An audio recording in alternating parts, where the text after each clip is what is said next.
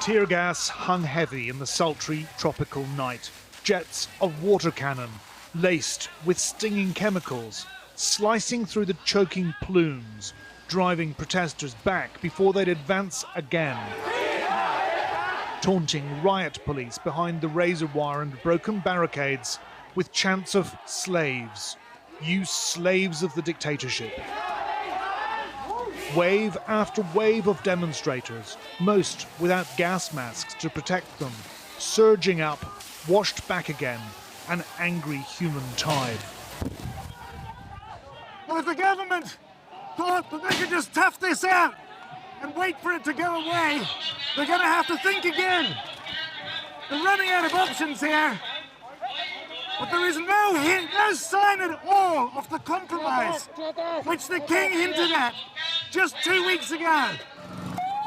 This, the most violent night in 5 long months of protest. A pitched street battle outside Thailand's parliament, the home of what was once a messy but functioning democracy. As the foot soldiers rinsed off the stinging irritants, Parliament was debating proposed amendments to a constitution written by the military, which at its heart preserves the sanctity of Thailand's monarchy.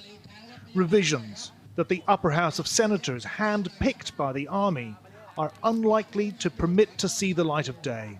But without reform, these protests will not stop. And when the king told us 2 weeks ago that Thailand is the land of compromise, those ranged against him scoffed. Thailand is not land for compromise. This is not land for compromise. This is not. Look at my mouth. This is not compromise. Look at that. Look at this. What they doing to us is not compromise. It ain't no mercy. This is no mercy for us. There's no mercy for the Thai people.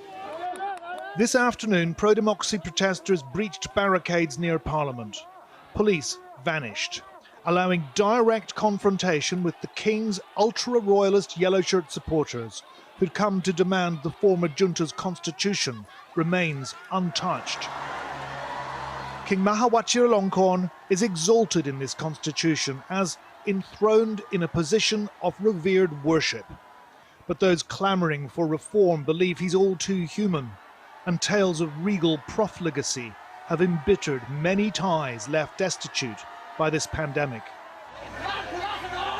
Fertile ground for heresy, rebellion.